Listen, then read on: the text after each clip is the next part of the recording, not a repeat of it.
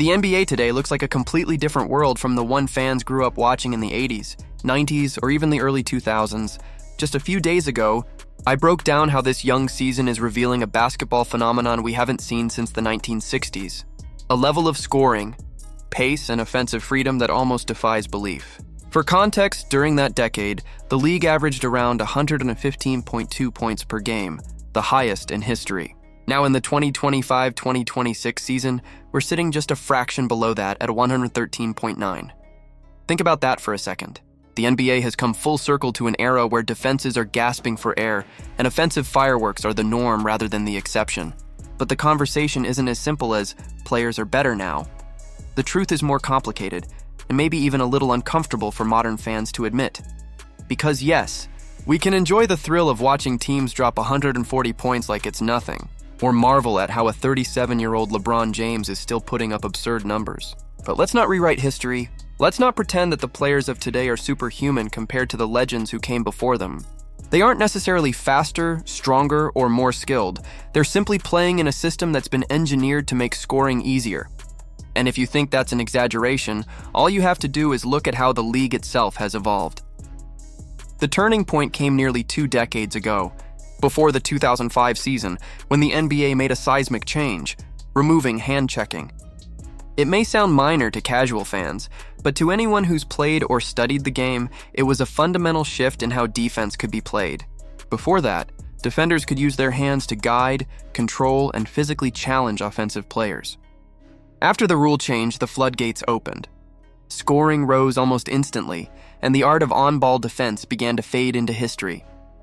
The 2003-2004 season, the last full year before hand-checking was banned, saw the league average just 93.4 points per game, the second lowest total since 1955.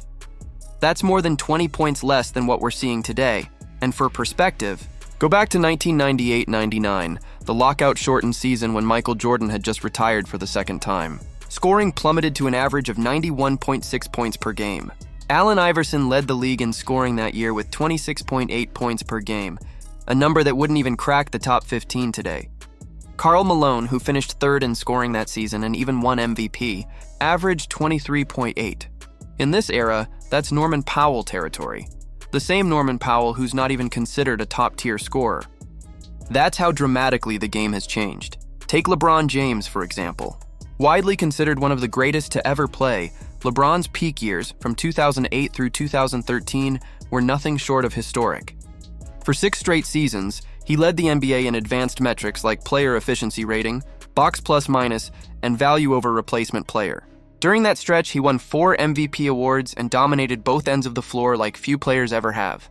But here's the shocking part. Since 2013, LeBron hasn't led the league in any of those metrics even once. Yet, at age 37, he averaged the 3rd highest scoring total of his entire career, higher than any of his MVP seasons. That's not because 37-year-old LeBron somehow got better. It's because the game got easier. Think about that. A decade older, slower, and with more mileage than nearly any superstar in history, and yet his scoring average increased by 3.5 points compared to his prime MVP seasons. That's not a miracle of longevity. That's the result of a league where defense is practically extinct, spacing is maximized, and rules favor offense to a degree that would have been unthinkable 20 years ago. And LeBron isn't an isolated case. Look at Steph Curry. In his first 6 full seasons, from age 21 to 27, Curry was a 21-point-per-game scorer. That's across 416 games, most of which he played fully healthy. Fast forward to now, at age 37, and he's averaging 27 a night. The same man, a decade older, suddenly putting up 6 more points per game against defenders who seemingly evaporate when he crosses half court. Has Curry gotten that much better? Or has the environment changed so drastically that even a decent shooting night can inflate numbers to historic levels? So ask yourself this. If Kobe Bryant was putting up 35 points per game back when league scoring averages hovered in the mid-90s, what would he be doing today in an era where the average team score is pushing 120? If Austin Reeves is dropping 34 on 53% shooting, what kind of carnage would prime Michael Jordan unleash in this version of the NBA? We're talking about a league where defenses can't hand-check. Big men are stretched out to the three-point line, and referees are practically handing out free throws like Halloween candy. This season alone, the Miami Heat have already produced 2 140-point games within their first 4 outings, something that's only happened once before in NBA history. Their leading scorer right now? Norman Powell. Again, not a superstar, not a franchise cornerstone, just another solid role player thriving in an offensive paradise. Meanwhile, the Denver Nuggets have become the first team ever to start a season by scoring at least 120 points while shooting 50% or better from the field in their first 4 games. That's not talent alone, that's systemic inflation. Giannis Antetokounmpo, a physical marvel in his own right, is currently leading the league with a player efficiency rating of 42.3. To put that in perspective, Nikola Jokic set the all-time record just 3 years ago with a PER of 32.85. You don't just improve by 10 whole points in a metric designed to measure all-around dominance. The game itself has been altered. In a recent game, Giannis was awarded an and one on a blatantly illegal sequence, and yet it counted. That single play summed up today's NBA perfectly.